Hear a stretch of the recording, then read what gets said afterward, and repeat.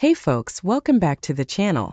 In today's story, OP's wife got disowned by her entire family after she had the nerve to show up to the hospital her grandfather was at with her affair partner. Now the wife's life is a complete wreck, and she's stuck with her affair partner who is a deadbeat and has a crappy life. Let's get into today's story. Wife cheated on me and we are divorcing. Hurt and confused.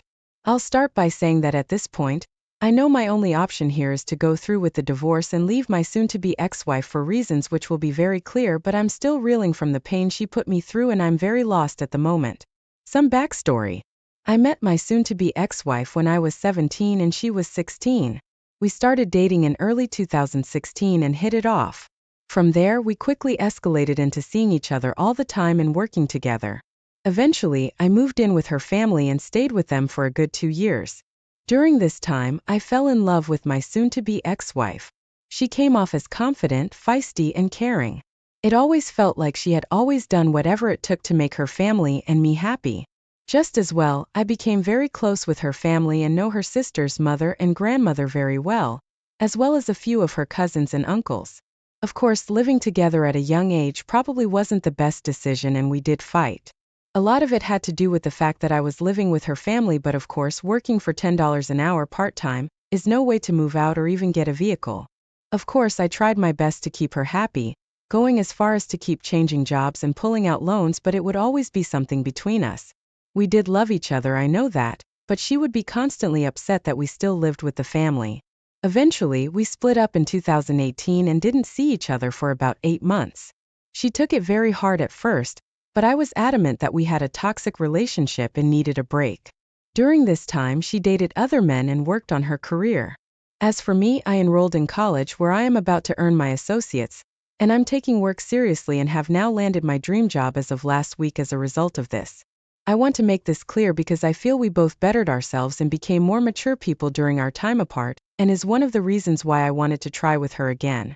Another thing to remember is that during all of this, her family as well as mine still continued to hope we would work things out. Yes, even as she dated other people, which we thankfully did. We reconciled and got an apartment together, and eventually got married in December of 2019. I was so happy I cried in front of all of our family, and even now thinking about it makes me want to cry. First, things were great. Sex was amazing, we communicated fairly well, and continued to pursue our individual careers. However, it was after we both got new jobs that our relationship changed. Back in July of this year, I got a job as a correctional officer at a detainment center near where I live.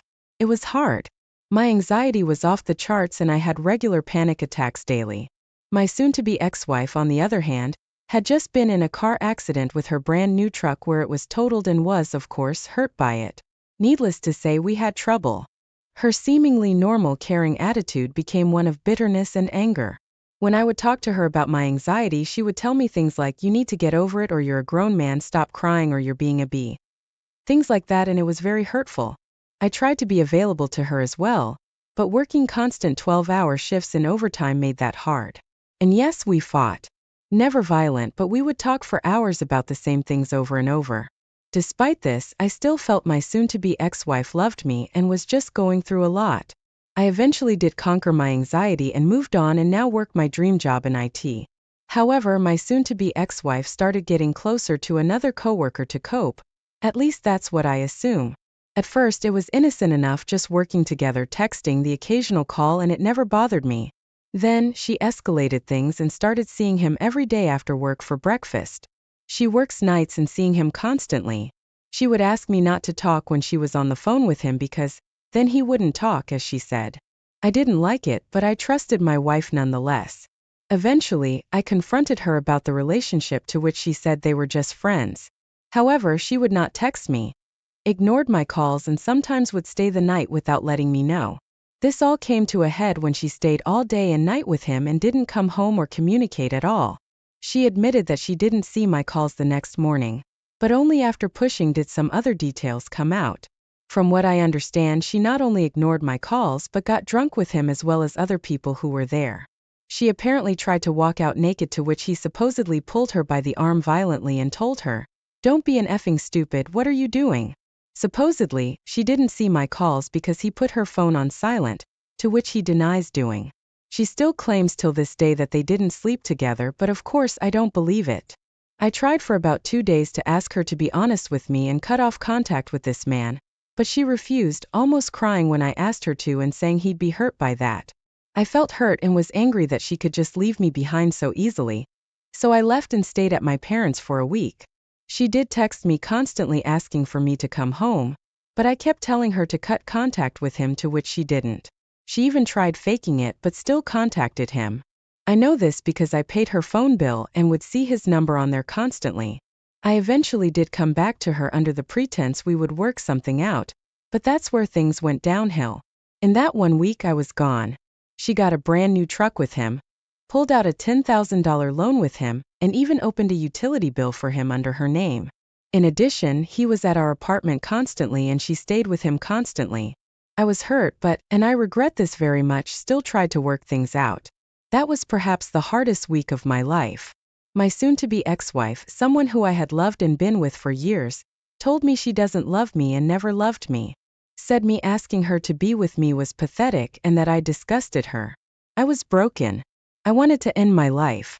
I called her mom. Her husband cheated on her and asked for advice.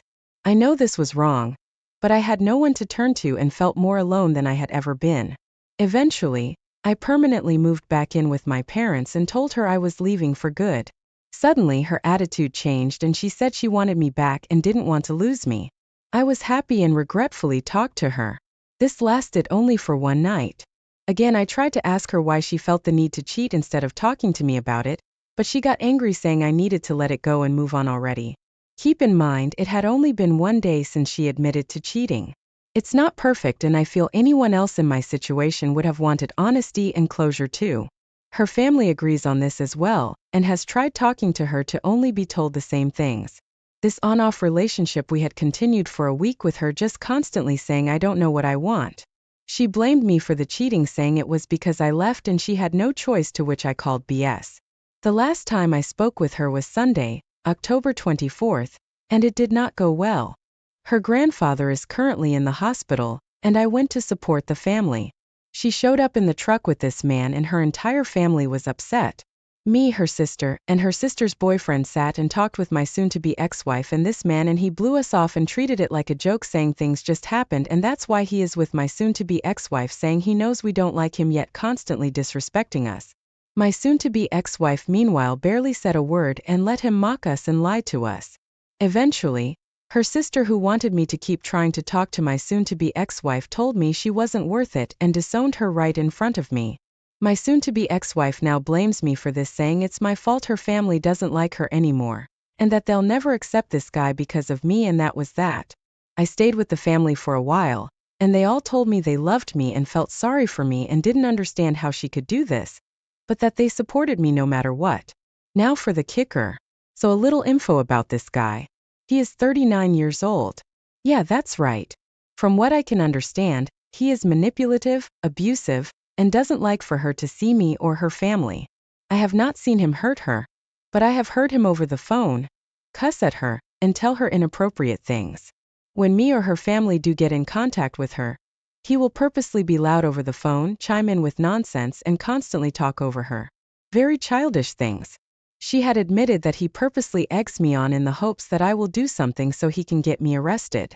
This man also has a daughter my soon-to-be ex-wife's age and still finds it okay.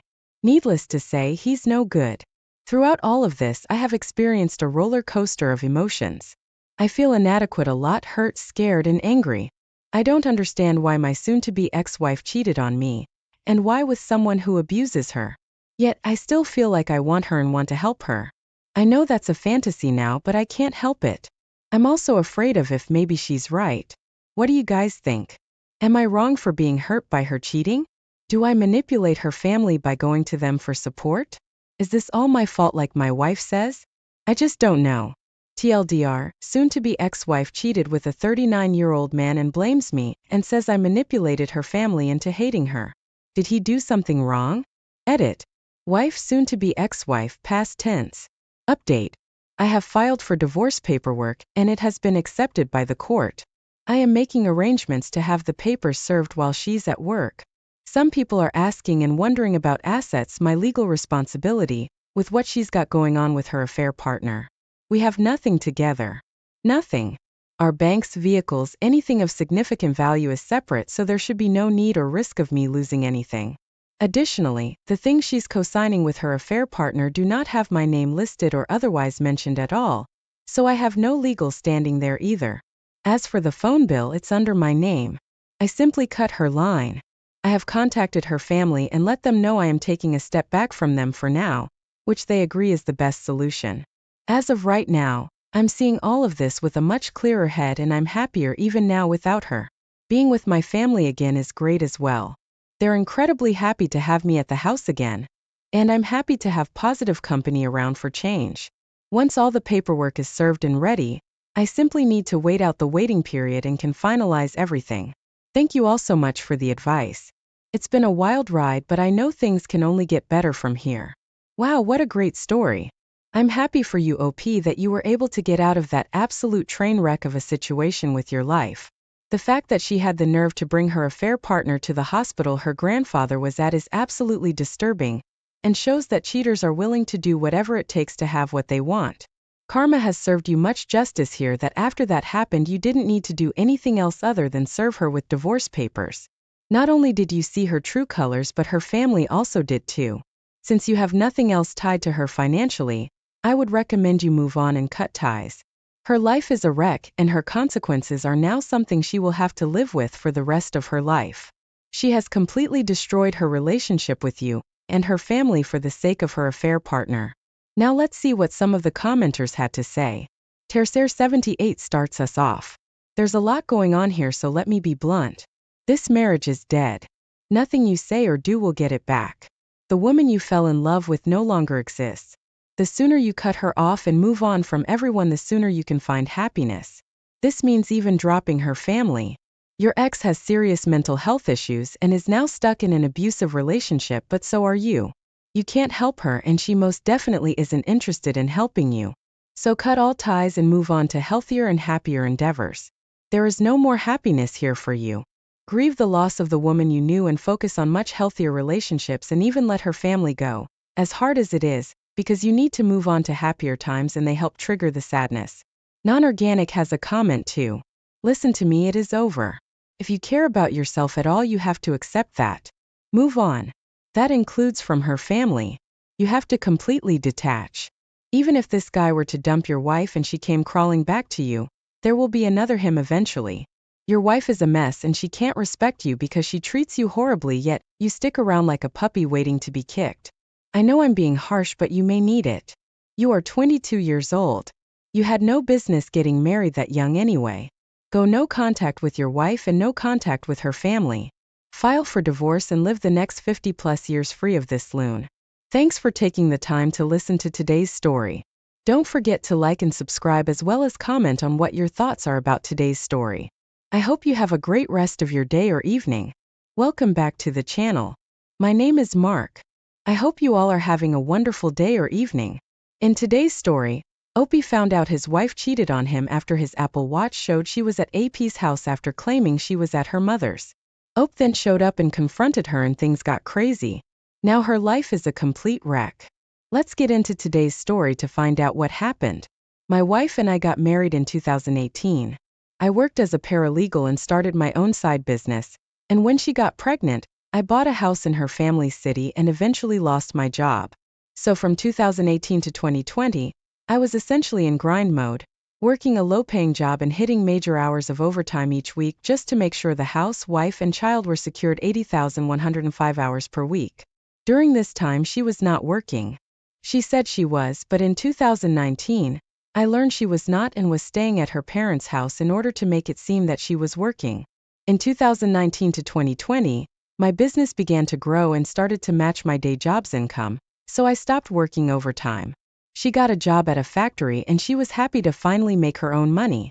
We didn't have sex a lot because of the kids and stress. At the end of 2021, I got my first major business contract, $250,000, and I was extremely happy because months before this, we were forced to give our newborn baby up for adoption because we simply could not afford it.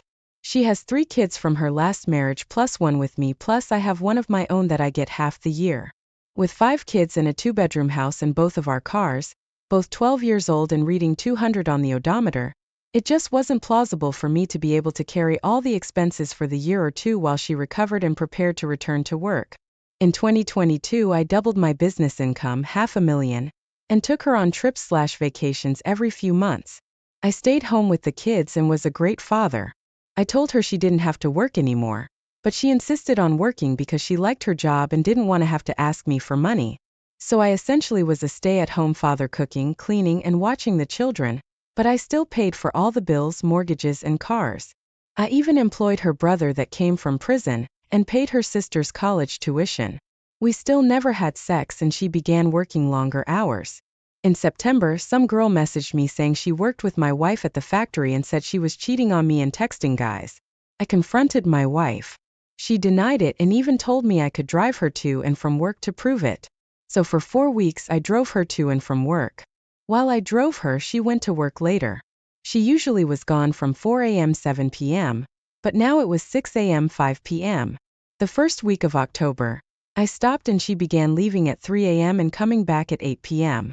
On October 23rd, she said she was going to work on Friday, they always have Friday off, and that she would sleep at her parents' house because our son was sick, implying she picked him up from his cousin's slumber party, and that her other sister's car wouldn't start, and so she was letting her use her SUV tonight, and that her phone was going to die because she had no charger.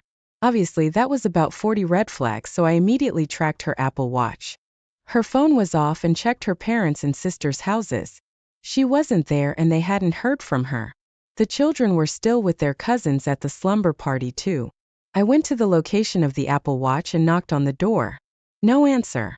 I walked to the backyard.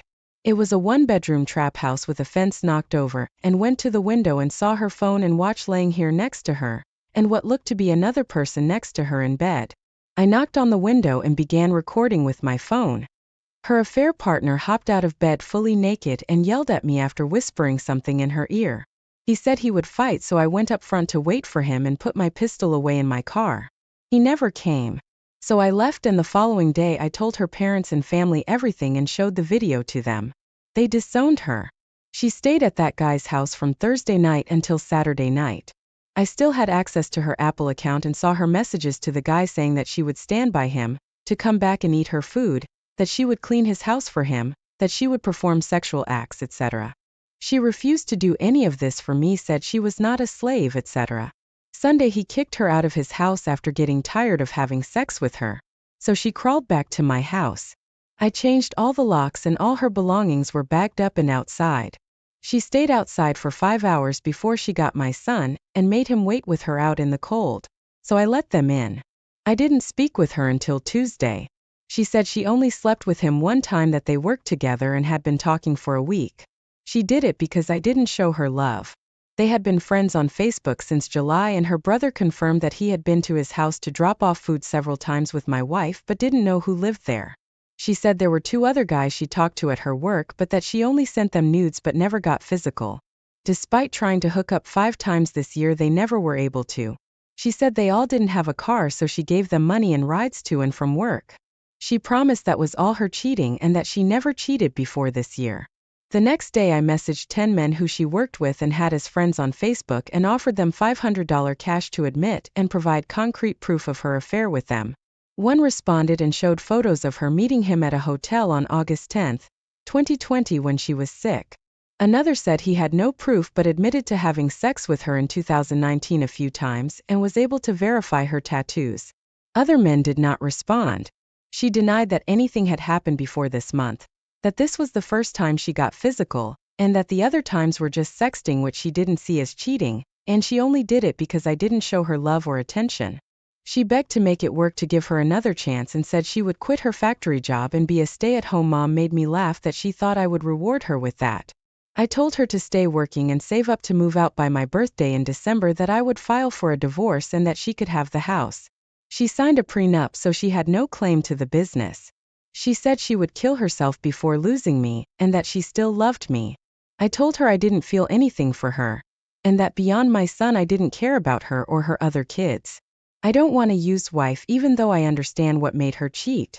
If she cheated because I didn't show her attention while I was working long hours building a secure foundation for our family, I already know I won't be able to show her any kind of love without remembering all the men she had sex with in the past, present, and future. Opie, I'm terribly sorry for your loss. It's seeming like no good deed goes unpunished. You pretty much did everything right and got what you did not deserve in return. I don't see any alternative other than to divorce. Even though she has lied about how many times she cheated, forgive her, yet I would not trust her going forward. Divorce is the only option I see here. By the way, her excuse that because of you overworking to see that she and your children were financially stable was absolutely no excuse for her cheating. She claims you neglected to show her love and affection. Did she ever come to you and initiate any love and affection? Set her out with the trash she belongs with. Now let's get into today's second story. So my wife and this guy have been coworkers and friends for over a year now. They mostly work together but sometimes talk via text and Snapchat. He is 26 and she is 33. I'm 37. He lives in his parents' basement and has a part-time job at the company and no real financial future. He is also not very attractive and doesn't seem like my wife's type. Anyway, her boss at work had a birthday on Saturday, and I dropped her off at the bar where a bunch of other employees were going to celebrate. I fell asleep on the couch at around 1 a.m. and woke up at 6 a.m. the following day. I'm not sure why, but I had a bad feeling about her not coming home before I was awake, so I looked through her phone and found Snapchats, which made my heart sink. She messaged him at 2:30 a.m. and said he's asleep. After I found the texts, I took some photos and woke her up and confronted her. She came clean admitting to it all after I showed her the photos and said that they didn't have sex because he was too drunk to get hard, but they fooled around and planned/tried to. She claimed this is the first time they ever got physical, but I am not sure I believe it since from the text they had clearly discussed it as they both knew what they were talking about. I'm now trying to decide if I want to divorce or reconcile. I had an initial consultation with a lawyer today. We own a house together that neither of us can afford on our own and have 2 kids ages 6 and 4. I'm looking for advice or support from this community. Do you think I can keep this relationship alive? She has agreed to go zero contact.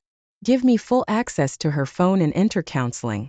I also told her that she needed to inform her parents or I would, and she called them both immediately after. I'm not sure why I did this. I guess I wanted her to own it, and I wanted her parents, who I both respect very much, to know why I would be divorcing her if I choose that path. Update.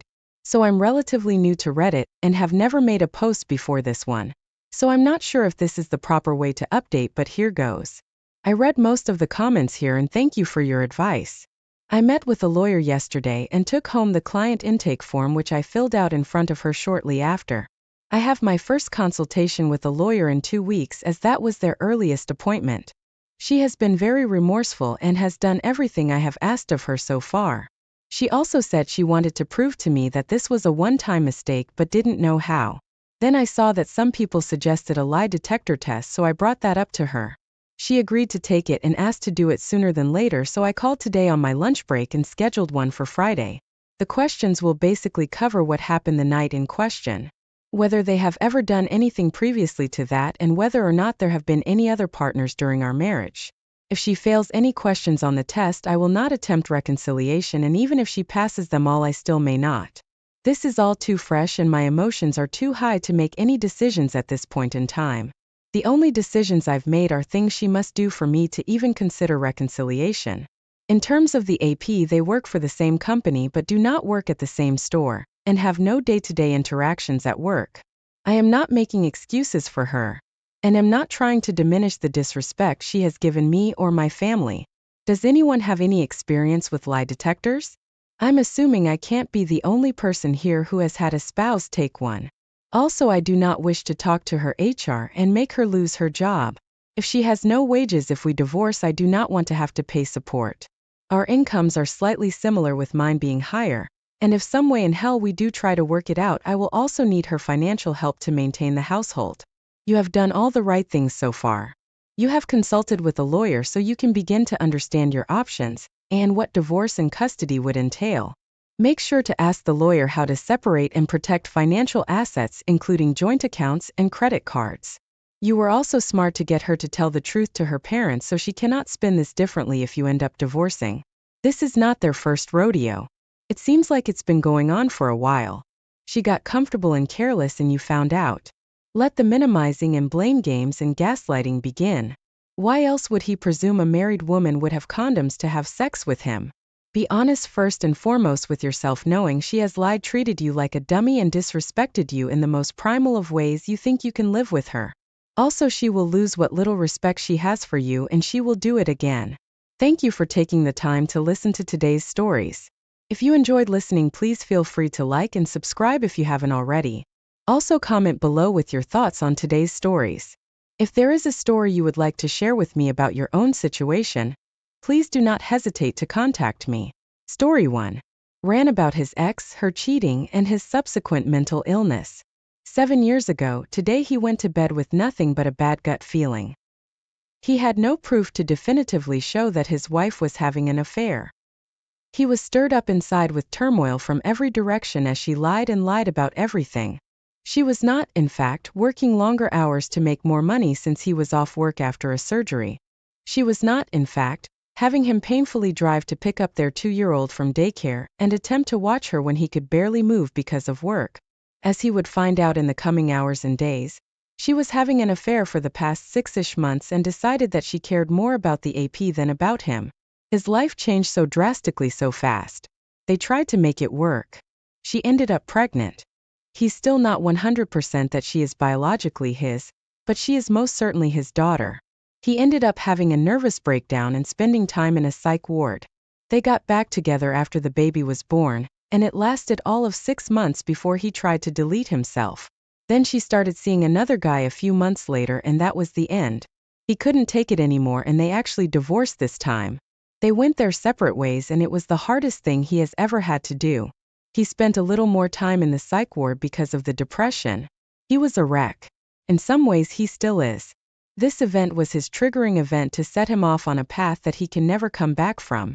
He always had depression issues, but this was different. He had mania. He had hallucinations and delusions. It was awful. He was told at the time it was bipolar disorder. That was rough.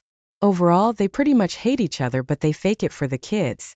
They are still too young to understand any of the adult reasons that they split, and the youngest will never remember her family being whole. That's pretty sad to him.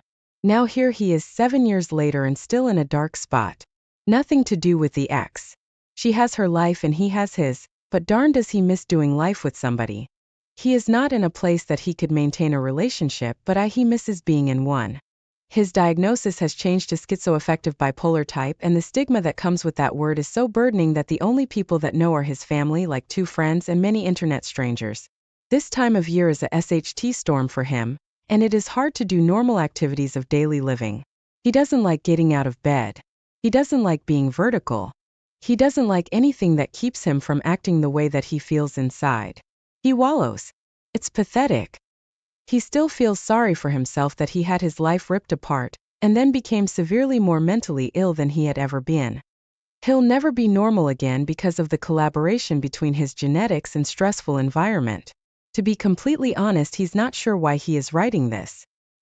He's guessing and hoped it would be cathartic for his soul, but it's not. He sees failure after failure and doesn't see anything positive. He is still rough around the edges 7 years later, and still hurts that she destroyed his self-esteem before leaving. Telling him he's not attractive, telling him AP was better in bed, telling him he's too fat, telling him she cared more about the AP than him. A 6-month relationship was worth more than the 11 years they had been together. Whatever. Honestly, he doesn't know what to do with his emotions where he's at today. He feels upside down from what used to be normal. He can't work anymore because of the hallucinations and depression. It's terrible. His life sucks now. Don't get cheated on, people. It'll ruin your whole life. Sorry for the rant. TLDR is that cheating sucks, divorce sucks, and mental illness sucks. Read or comment. Let's skip to your last statement. It'll ruin your life. It'll ruin it if you let it. You're actively allowing this traumatic event to grip and control you. You're living life as a victim. Was it traumatic? Absolutely. Does it suck? Absolutely. Could things be worse? Absolutely. Does that change anything? No. You need to change your mindset and take life by the horns. You need to use this event to build you, not break you. Life is so much more than relationships and physical intimacy. Turn your sorrow into anger. Let it drive and push you to better things. Get that better job, get that raise, get that six-pack, get that house and car you want. Get and do the things that make you happy. You only have one person in this world that you can always rely on, and that's yourself. Be there for you, get the work done, or continue down this path and live in misery. Godspeed. Original poster. Opus feels you're not wrong. Although the severe mental health problems make this seem insurmountable. He tries little bits every day and some days are better than others, but overall, he's been depressed for about 7 years straight minus a few manic times and a few stable times. Most of it has been depressed with hallucinations and delusions. That makes getting over the even hard because the event truly altered the course of his life. He's trying though. Thanks for the encouragement to not stop trying. Reader comment. If you're really worrying about this, my 2 cents are removing all drugs and alcohol from your life and call your dog sooner rather than later. It can take a long time to find solid treatment options and a good therapist. Start as soon as you can. BTW. It's completely normal to have stress-induced sleep issues, and even hallucinations are pretty common. Don't jump to schizophrenia just yet. Be smart and start with removing things that alter your mind and go from there. Original poster. Opus is trying, but he's still on a cycle where he doesn't eat and sleep for days. Eat like it's his last meal, then crash hard for at least half a day and it starts all over again. He can't turn his mind off as much as he tries. It sucks, bro. Story 2. Cheating wife got dumped by AP after she destroyed her whole life and family for him. AP then made her his side chick. It has been a while since he posted here, and he figured he'd share an update with everyone here since this community was very supportive of him when his life was first turned upside down. Well, where to start? Looking back, last time he posted here, his wife was on a week-long vacation in Myrtle Beach with her AP, while he was left at home taking care of their son alone. Honestly, this wasn't much different than how things were before, as she was not often around and working or clearly doing other things as well. So he's home with their son and just horribly depressed, destroyed, and not sure how to pick up the pieces and move on. He started drinking a lot, smoking MJ, and various other things to try to cope with the unraveling of his universe. Honestly, looking back, he should have probably sent his son to stay with his parents for a while, because there were definitely entire days in which he never got out of bed, only to basically feed his son and make sure he was okay. He also contemplated just ending things entirely, but it never really got to the point of action, just merely imagining a world where he was no longer in it. And if it wasn't for his son, he may have considered it more seriously. But he would never leave him alone in this world. Skip forward to when his ex finally returns from her trip. His grandmother had messaged him the day before asking to come up to their house to visit with all of them, as they had just recently returned from their annual summer stay in Florida, and she had only been to their home once since he bought it almost 2 years ago. So, he told her that her and his grandfather were welcome to come, knowing his ex would be back that day as well. He had decided in all of his time in seclusion and thinking that the way he was going to handle things with his friends and family was to inform them that his wife and himself were separating, but that it was something they both wanted, and not divulge the truth of the infidelity. The reason for this was because, 1, it was awkward to discuss and he didn't want to, but mainly 2, he didn't want his family to treat his ex any differently, as he knew she was still going to be a big part of his son's life and they were going to have to interact with her on numerous occasions. Essentially, he didn't want their son to suffer not having some of his family around for holidays and his birthday because of this unfortunate situation. He discussed this with his ex beforehand, and when his grandparents came, they actually pretended that nothing was even going on out of the ordinary at that time. They were not quite ready to announce the separation quite yet. However, it was still up in the air how the living situation was going to work. Before she left for Myrtle Beach in early June, they had discussed her still living with him in the family home throughout June and July, as she had nowhere to go. At the time, he honestly was fighting for her to stay and choose him and not go through with the separation, so he was more than glad to have her live with him for 2 more months. Well, her deciding to leave on the vacation with AP, coupled with advice from family, this community and therapy finally woke him up to the fact that there was no saving them and he needed to get her out of his life. So when she did return, he told her he wanted to have a serious conversation with her that night, and he built a fire and they drank, and he told her everything he was feeling and that he just needed her to move out. She was surprised by this but understood, so the next day she asked AP what to do when her and AP ended up moving into his parents' basement and lived on a blow-up mattress for 2 months until her cousin moved out of her dad's house. Through all of this, the only person in the world besides his wayward ex, and he that knew the full truth was his sister. He had divulged everything to her, and made her swear not to tell their parents or the rest of the family the true reason for the separation. And she did keep the promise, but she promised to be civil towards his ex for the sake of his son. Ironically, it was on Father's Day that they both went to visit his parents and give his father a gift, and that is when they told them about their separation. His mom was more shocked than anything, his dad was a bit, but since they framed it as it was a mutual decision that they both wanted, he was more or less happy that they were making a change so they would both be happy. About a week later, they both crafted an identical post for Facebook and tagged each other, basically signaling to their friends, extended family and the world that their relationship of 15 years was ending, but on amicable terms. Again, he was adamant that he did not want the details of the cheating to be known for his own reasons. His ex obviously didn't either, but she assumed he would tell people that he wanted and didn't try to stop him if he wanted to. One of the reasons his ex wanted to announce it so early on Facebook was that she wanted there be an acceptable amount of time between then and when she started posting pictures and things with her new boyfriend to not make it seem like the relationship had been going on the whole time. Yes, that is obviously shady, but he honestly didn't care what she did at that point. He had gotten into therapy and was working out and working on himself and focusing on his son. He honestly got to the point where he just wanted to be done with her altogether and just move on with his life. Their son had his birthday party at the end of July, and a lot of family from both sides were there. And everything was fine with no issues, not awkward or anything, which was great. One of the hardest parts was having to explain to their son that his parents were separating and what that was going to mean for him. He was already fairly used to his ex not being around all that much because of work. He was a little bit confused as to what it all meant at first and then a little sad. But in the end, they told him that it wasn't a bad thing because it was what they both wanted and it was going to make everyone happy, and that eventually one of them could have a new BF or GF and it would be normal and okay if that happened. He was fine with that and was even making jokes at one point, and he has been mostly fine since. It is amazing how little this seems to have affected him to this point, mainly because they tried very hard to still have family gatherings and get together to make things seem normal as possible.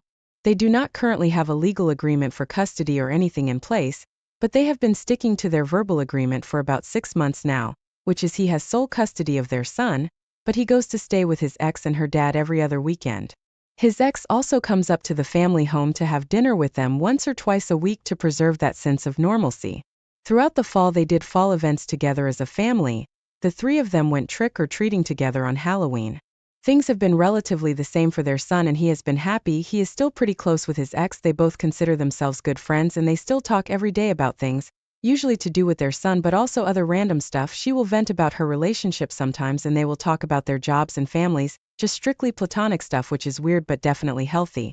As far as his ex's relationship with AP, they lived together for about 2 months in his parents' basement until they then moved into her dad's house. Opus volunteered to help her move all her stuff out of the family home as a gesture of good faith, and he drove it up there in his car. Opus's wayward wife and her AP lived at her dad's together for a few weeks until AP essentially freaked out and realized he had made a mistake moving out of his apartment and essentially moved back out and in with his ex-GF, which devastated Opus's wayward wife. Wayward wife was very bitter for a while because of this. She destroyed her whole life and family for her AP and he left her just like that. It was horrible timing too, because just as their relationship was falling apart, Opus had to tell his wayward wife that he had started seeing someone new, which caused a lot of tension at first. More on that in a moment. Long story short, wayward wife is still living with her dad. AP had to beg his landlord to re-up his lease because he let it lapse to move in with his ex, and then he moved back to his old place with his ex-GF. After a few weeks of no contact between AP and Wayward, Wayward finally reached back out and Opus guessed they worked on some things. So they are currently in some type of weird throuple situation, but AP is still living with his ex-GF who loves him, but he just wants to be rid of her but won't evict her. To this day, Opus has still never met AP and AP has never met their son, and since Wayward and AP are currently on good terms, she is okay now with him being in a new relationship. As for that, Opus met a girl at the end of July and they have been going steady ever since. They are both very happy together and are exclusive to one another, but they are taking it very slowly to start as they both came out of failed long-term relationships. Wayward ex met Opus new GF once a few weeks ago and they really hit it off and they are friends on Facebook, and they communicate from time to time on them via posts and things. He doesn't plan to introduce her to his son until they have been together for about 6 months, which will be after all the holidays, just to further preserve the status quo dynamic for a little longer. She does not have kids but has already told him she is eager to meet him, and if they become a longer-term thing, she would be happy to become part of their family and help care for him as one of her own if that is what he wanted. Christmas is coming up in a few weeks and their plan is to just do things as normal as possible. Opus's wayward ex and her dad will come up on Christmas Eve and spend the night in the family home, and they will all do Christmas morning together and hang out until the afternoon, and then he will take his son to his parents and see his sister and enjoy the rest of the day that way. Opus's wayward ex-dad and himself still get along great together. He still calls him his son and he sees him as his father 100%. Her dad still holds out hope they will be back together, because he has known Opus for 16 years and has always really liked him. They get together on weekends sometimes to watch football. Well, that is his story to this point. He never could have imagined 6 months ago that he would be the happiest he has been in many, many years.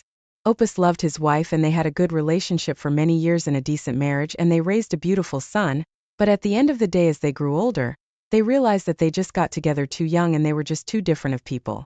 The last few years of marriage they were more like roommates and were barely intimate and both unhappy. His ex did a horrible thing by cheating for almost 5 years and did other horrible things, but ultimately, he is not the type of person to hold on to hatred in his heart. He knows she deserves no mercy or sympathy from him, and her now effed up relationship with AP is probably her karma for the things she's done, and she says that all the time. But he has made peace with what has happened, and he is just moving on with his life. And once he lets go of all that pain of the past, he was able to open himself up to a bright new future that he never dreamed he could have. They have decided to officially go through a non-contested divorce after the holidays and her birthday are over, so sometime in late January. They have already separated the assets and discussed most things, and have agreed that the custody arrangement won't change. There are a few financial things that may be sticking points as originally she said she wouldn't try to get money for the house or other things, but now she is flat broke so she is changing her tune a bit on certain things. If it comes to it, he has already engaged with a lawyer, but neither of them thinks it will get to that point. But wait for an update in a few months for those who care lol. Is there a part of him that wishes he could have said happy future with his wife and the mother of his child? Of course, but that is not the hand he was dealt and he is happy to move on and let go if it means being truly happy, and his current partner is significantly more compatible, emotionally, physically, romantically, physical intimacy, everything has been almost too good to be true. He just wanted to let people know that he thanks them for their earlier advice and sharing their experiences, and he wanted to do the same and let people know that there can be hope after absolute tragedy, and he wishes that for everyone. Happy holidays everyone. Reader comment: it's impressive how much you give whole receiving so little in return, but if you definite it as happy, who are we to judge? We can already see that your GF will turn out to be a better mother than your son's actual mom. What a toxic shitshow she is. Original poster Opus thanks you for your comment. Yes, she has had her issues to say the least, but through all this she is actually becoming a lot better parent to their son, at least when she sees him. Few silver linings he supposes. Reader comment: Opus, you're a good man with a good heart. I'm glad you're doing well. Original poster: thank you and please take care yourself. Happy holidays. Story 3: she only quit cheating because she was pregnant. He has known the entire time that his wife cheated online until the day she found out that they were pregnant in September of 2017. She is consistently lying, saying that she stopped in 2016 long before she knew she was pregnant. She said she stopped because she loved him. She said she stopped because she realized from other people how good of a husband he was and how good of a father he was. Well, turns out she lied, not a big surprise to be honest. She finally admitted after he proved to her with her Facebook data that she was still cheating online in September of 2017, and it stopped after she got a positive pregnancy test. She still tried to say that she quit because she loved him and not just because she was pregnant. After hours of questioning and going through her data with her, she finally admitted that yes, she only quit because she was pregnant and she did not want to be in a situation where they might have to split custody, or even worse, she may not have custody. She quit because he's a good provider and they now had 2 offspring to take care of. He doesn't understand why in the world a wayward would continue to lie about something like this when the truth is so obvious. Can they not understand that the fact that they are still lying to us all these years later makes us feel like they are still lying to us about things they're probably doing right now? If you would lie about anything, then you will lie about everything. What was so scary for her about telling him that she wouldn't admit the truth, Of all the crap that she did, that she really think that admitting she only quit because she was pregnant was going to be the straw that breaks the camel's back. If anything breaks the camel's back, it's going to be the fear that he will never get the truth from her, and therefore, he will never be safe, because the minute she sees something that she thinks she can get away with, then she'll try it. She still tries to hold on to the lie that she would never have cheated in person. She admits that she believed that if he had called her sending self-pleasure videos and nudes to other men, that he would have absolutely divorced her with no questions asked. For some reason, even though she would do something that would end in divorce, she says she wouldn't have cheated physically. Like that's some moral boundary she just can't bring herself to cross whenever she's already destroyed every other boundary. Any small amount of trust that may have been rebuilt over the past year and 9 months has been completely destroyed. The fact that she would continue to lie to him after seeing him suffer and puke blood and drop 100 pounds, and lose interest in life and work and everything else that goes along with his body-keeping score, is absolutely terrifying and absolute proof that she will never value his safety above her own selfishness. Rather, it's her seeking pleasure or her defending her fragile, damned ego. She will always choose herself. If she is being faithful to him at all, then it is only because of 100% mate guarding. Since he dropped weight and improved his career, he's had many women notice him, and some of them were very overt about what they wanted. Some of them went so far as to tell her that they were jealous of her. He has to wonder what will happen if he ever has an illness. What if he puts on a few extra pounds? Will she go back to cheating again? Probably. He loves his wife. He wants to believe her. She is just making it impossible.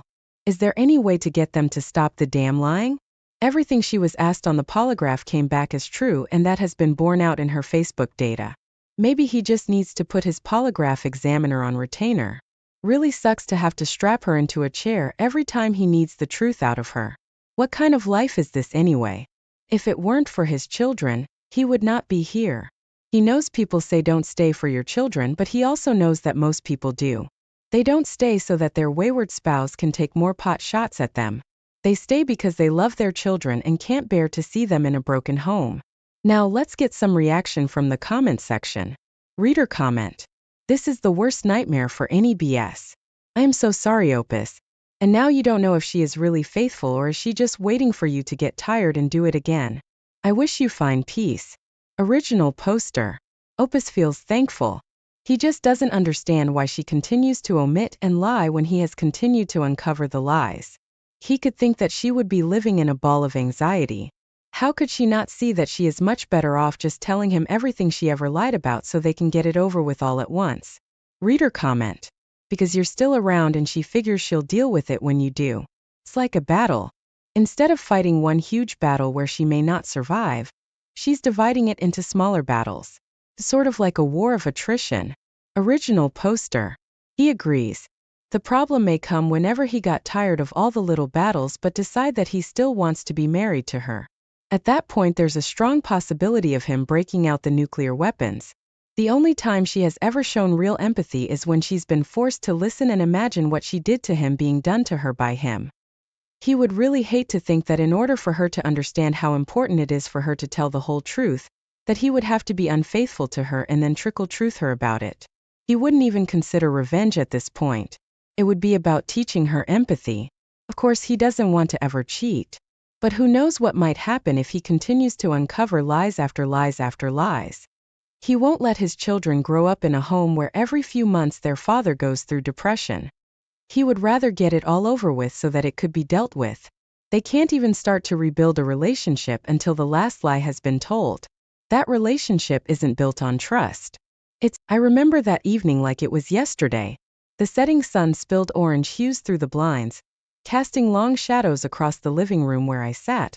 My mind a swirl of disbelief and anger.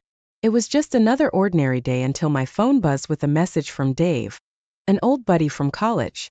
Hey man, saw something odd, thought you should know. The message read. I called him immediately, my heart pounding in my chest. Jake, I saw Lizzie at the cafe downtown. Dave's voice was hesitant. She was with some guy, looked cozy, didn't seem like a work thing. My world stopped. Lizzie, my wife, the woman I thought I knew better than anyone, in a cafe with another man? It couldn't be true. I confronted her that night. She walked in, her hair slightly disheveled, a flush to her cheeks. She was beautiful as always, but something in her eyes flickered when she saw the look on my face. Lizzie, are you seeing someone else? My voice was steady, but inside I was crumbling. There was a pause, a moment suspended in time, where I hoped it was all a misunderstanding. But then she said it, her voice cold and detached. Yes, I am. It's my boss, Mark. And I won't stop. I couldn't believe it. The woman I loved, the one I shared my dreams in bed with, was telling me she was having an affair. And she wasn't sorry. There was no apology, no tears, just a blunt confession. What about us, Lizzie? What about our marriage? I was grasping at straws, trying to find some sliver of the woman I married in her eyes. Our marriage? Jake, I need more. I need excitement, passion. You just don't get it. That night I left. I packed a bag with shaking hands, my mind a blur of memories and broken dreams. Walking out of our shared home, I felt a mix of freedom and guilt. Freedom from a lie I had been living, and guilt for not seeing it sooner. The street was dark, the only light coming from the street lamps that cast long shadows on the pavement. I walked without direction, my steps echoing in the quiet night. I had loved her with all my heart. But in that moment I realized love wasn't always enough. As I wandered through the streets, my mind replayed our years together.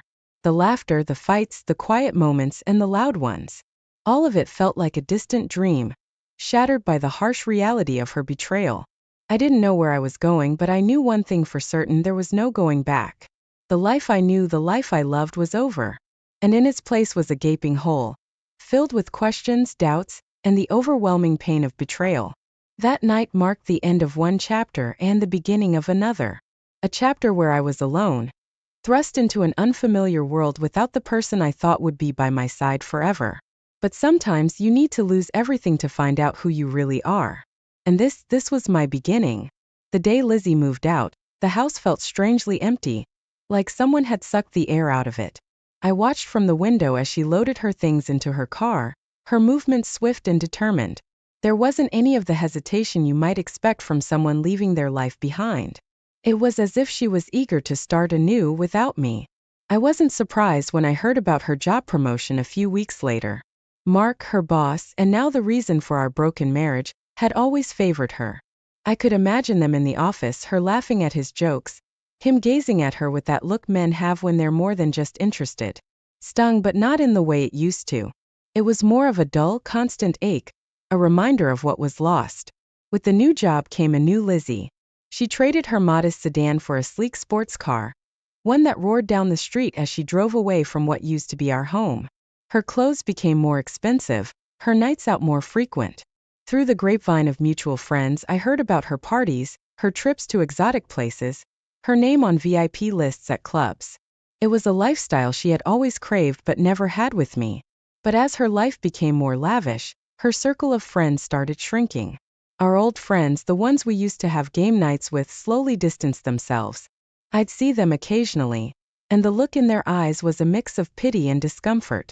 They didn't know how to talk about Lizzie, or maybe they didn't want to.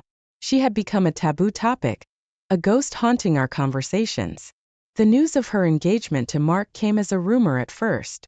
I was grabbing a coffee when I overheard someone at the next table. Did you hear about Lizzie and her boss? Engaged already, can you believe it? The words hit me like a punch in the gut. Engaged. The word echoed in my mind as I walked back home, the coffee forgotten and growing cold in my hand. I wasn't sure how to feel. Part of me wanted to scream, to shout at the injustice of it all. Another part of me, a quieter, more resigned part, was just tired. Tired of the drama, the pain, the constant reminders of a life that was no longer mine. That night I sat in my living room, the silence enveloping me. The walls were lined with pictures of happier times, mocking me with memories of a past that felt like a different life. I realized then that it wasn't just Lizzie who had moved out. It was the laughter, the love, the warmth. All of it gone, leaving behind nothing but empty spaces. As I looked around, I knew that this was just the beginning. The beginning of a new chapter. One where I had to learn who I was without Lizzie. It was a daunting thought, but in that vast, echoing silence, I found a glimmer of something like hope. Maybe, just maybe, I could find myself again in the ruins of what we had. Maybe in the end that was what I needed all along. After Lizzie left, the months blurred into a mosaic of routine and solitude. Life without her was a quiet hum, uneventful and monotonous. But her life, as I heard through hushed conversations and second-hand stories, was anything but. She dove into wedding planning with a fervor that surprised even those who knew her well. Lizzie had always loved the finer things, and her wedding was shaping up to be a spectacle. I heard about the lavish venue, the designer dress, the guest list that read like a who's who of the city's elite. It seemed like she was living in a dream, a fairy tale spun from silk and diamonds. But fairy tales don't always have happy endings. As the wedding drew closer, whispers reached my ears about the friends she was losing. The same friends who had shared our dinner table, laughed at our jokes, were now turning their backs on her. They couldn't reconcile the Lizzie they knew with the woman who had betrayed her husband and flaunted her affair. In their place, a new crowd gathered around her. People drawn to the glitz and glamour, to the allure of scandal. I saw pictures of her online, always smiling, always surrounded by these new friends. But her eyes, once bright with genuine joy, now held a glint of something else. Desperation, maybe, or loneliness. Meanwhile, I was rebuilding my life in a way I never expected. I started focusing more on my hobbies, got back in touch with old friends, even began dating again. It wasn't easy, moving on from the wreckage of a failed marriage, but I was finding moments of happiness in the unlikeliest of places. When Lizzie heard about my new life, I wondered how she felt. Did she regret her decisions? Did she envy the simple, honest happiness I was finding? I heard from a mutual acquaintance that she'd asked about me, her voice tinged with something that sounded like regret. Then came her wedding day. A day that should have been perfect. But it wasn't. The disaster struck out of nowhere, like a storm on a clear day. The lavish venue she had booked went bankrupt just days before the wedding. The news spread like wildfire, a juicy piece of gossip for those who thrived on schadenfreude. The wedding was hastily moved to a lesser venue, one that lacked the opulence Lizzie had so desired. Guests murmured, the glamour of the event tarnished by the last-minute change. I heard about it from a friend, and I couldn't help but feel a pang of something. Not happiness certainly, but not sadness either. It was a complex mix of emotions, a reminder of the life we once dreamed of together, now just a faded echo. That day, as Lizzie walked down the aisle in a less grandiose setting, with fewer friends and a crowd of strangers, I found myself at a small cafe, the sun warm on my face, a faint smile on my lips. Life had taken us on divergent paths that once intertwined but were now worlds apart. In that moment, sipping my coffee and watching the world go by, I realized something important. Happiness isn't found in the grand gestures or the lavish parties. It's in the small, quiet moments, the ones that pass unnoticed if you're not careful. And as Lizzie said her vows in a setting far removed from her dreams, I hoped she would find that happiness too, in her own way, on her own path. Months had passed since Lizzie's wedding. The glitz and glamour of the big day had faded, replaced by the reality of a marriage built on shaky ground. I heard bits and pieces about her life with Mark through mutual friends, and none of it sounded like the happy ending she had envisioned. Their troubles began early, the honeymoon phase barely lasting. Mark, who had once showered her with affection and gifts, had become distant and preoccupied. Lizzie, accustomed to being the center of attention, struggled with the sudden change. She'd call me sometimes, under the guise of discussing some leftover joint financial matter, but her voice often betrayed her loneliness and frustration. Then came the financial troubles. Their lavish lifestyle, funded by two incomes that seemed limitless, hit a snag. I heard that Mark's business was in trouble, and the luxurious trips, the fancy dinners, and the high-end shopping sprees became a source of contention. Lizzie, who had never been good with money, found herself in a web of credit card debts and unpaid bills. The strain on their marriage was palpable, even from a distance. Then whispers of infidelity began to surface. Lizzie had always been possessive, and now, insecure in her tumultuous marriage, she grew paranoid. She suspected Mark of having an affair, her trust eroded by the foundation of their own relationship and affair. One evening they had a heated argument at a restaurant, a place I used to go to with Lizzie. It was a high-end exclusive place, the kind where everyone knew everyone. Word got around quickly. She accused him of seeing someone else, her voice rising with every word, drawing the attention of the entire restaurant. Mark, calm and collected, denied everything, but the damage was done. The scene ended with Lizzie storming out, her face flushed with anger and humiliation. That public spectacle was the talk of the town for days. Friends who were there told me how embarrassed she looked, how people whispered and pointed. Lizzie, who had always cared so much about appearances, had her private life exposed for all to see. After that incident, her calls to me stopped. I could only imagine the turmoil she was going through. A part of me felt sorry for her.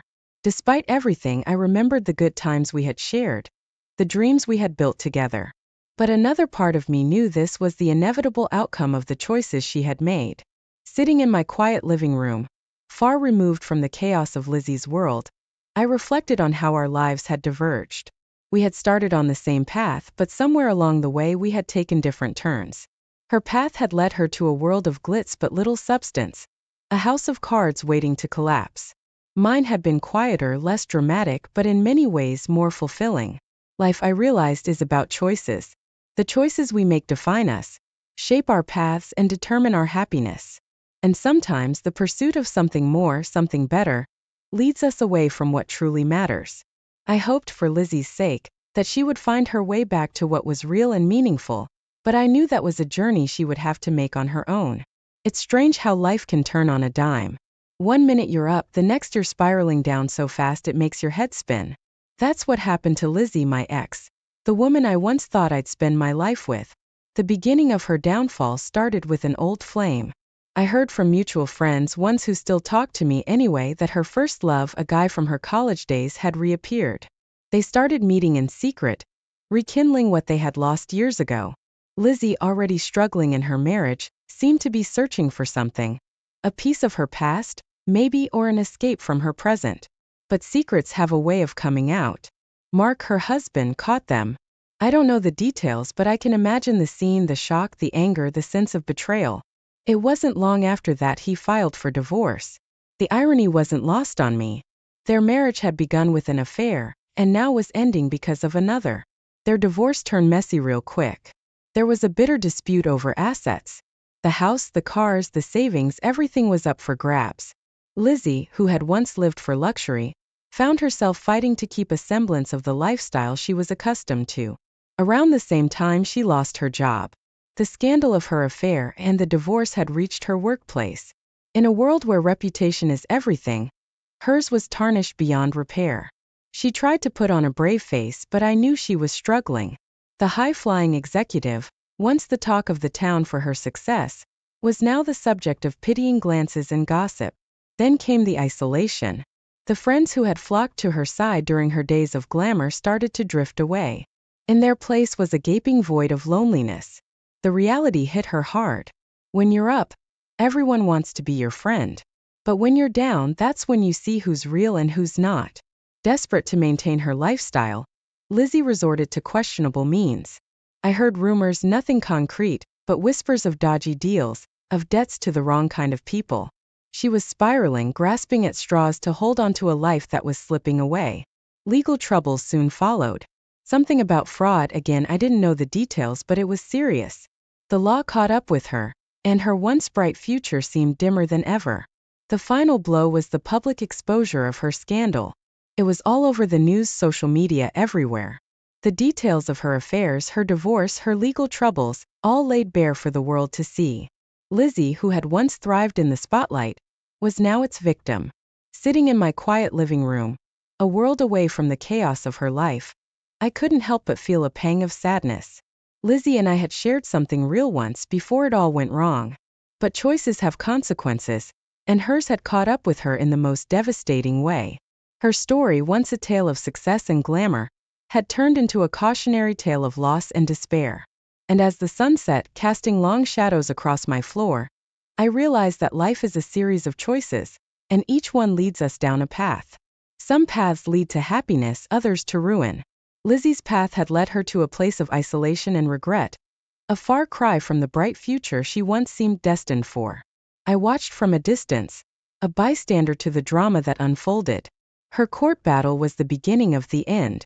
Charged with fraud, she stood before a judge, her face a mask of fear and defiance. The courtroom was packed, the air thick with anticipation.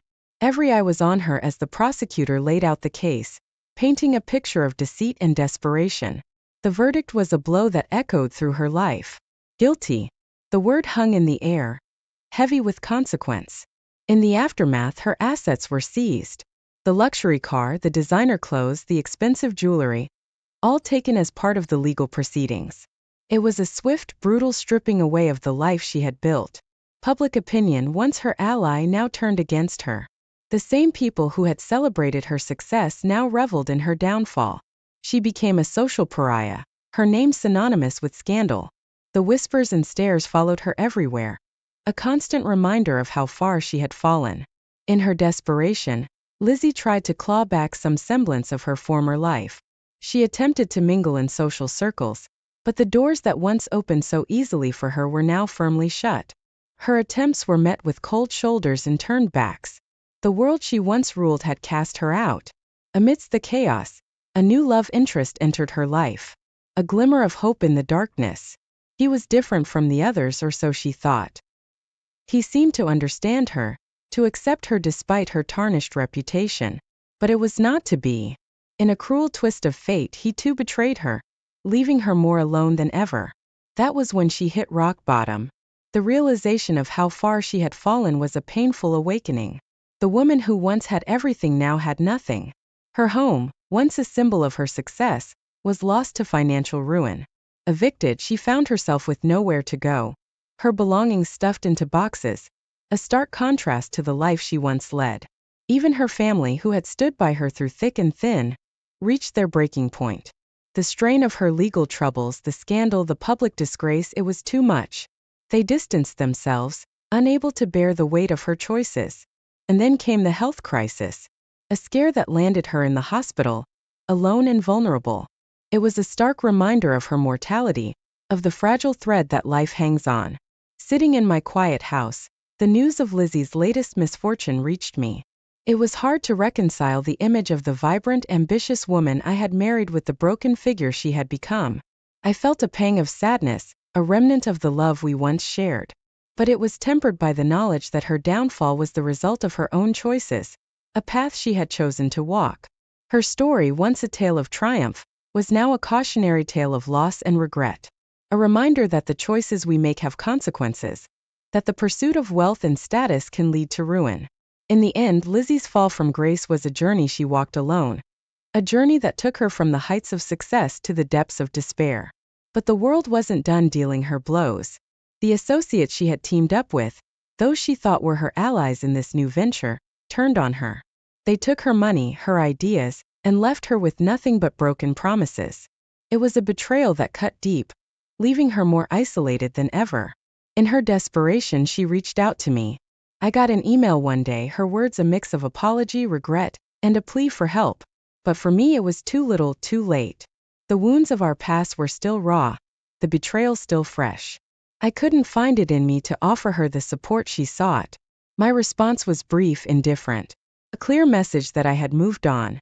That was when she had her moment of clarity. It came to her, as these things often do, in the quiet of the night. She realized the extent of her wrongdoings, the pain she had caused, the bridges she had burned. But as is often the case, her realization came too late. Despite her newfound understanding, her situation continued to worsen. Debts piled up, her health deteriorated, and the few friends she had left drifted away. She was a ship adrift in a storm, battered by the waves of her own making. Then came the final blow, the legal verdict. The court found her guilty in a case related to her business dealings. It was the nail in the coffin of her attempts at redemption. The sentence was harsh, a reflection of the gravity of her crimes. It was a verdict that sealed her fate. Support, both moral and material, was minimal. The few who had once been close to her now kept their distance, unwilling or unable to be associated with her downfall. It was a lonely time for her, one where she had to face the consequences of her actions alone. The final loss came in the form of her beloved dog, a loyal companion that had been with her through thick and thin. The dog, sick and unable to be cared for by Lizzie in her current state, had to be given up. It was a heart-wrenching decision, one that left her feeling utterly bereft. In the end, Lizzie found herself alone and forgotten. The once successful, vibrant woman had become a shadow of her former self, isolated from the society that once adored her. Friends, family, colleagues all had turned their backs, leaving her to face her bleak future alone. Her story, once a tale of aspiration and achievement, ended in uncertainty. A future that once seemed so bright was now clouded with despair. Lizzie, who had once had it all, was left with nothing but her regrets and the haunting question of what might have been if only she had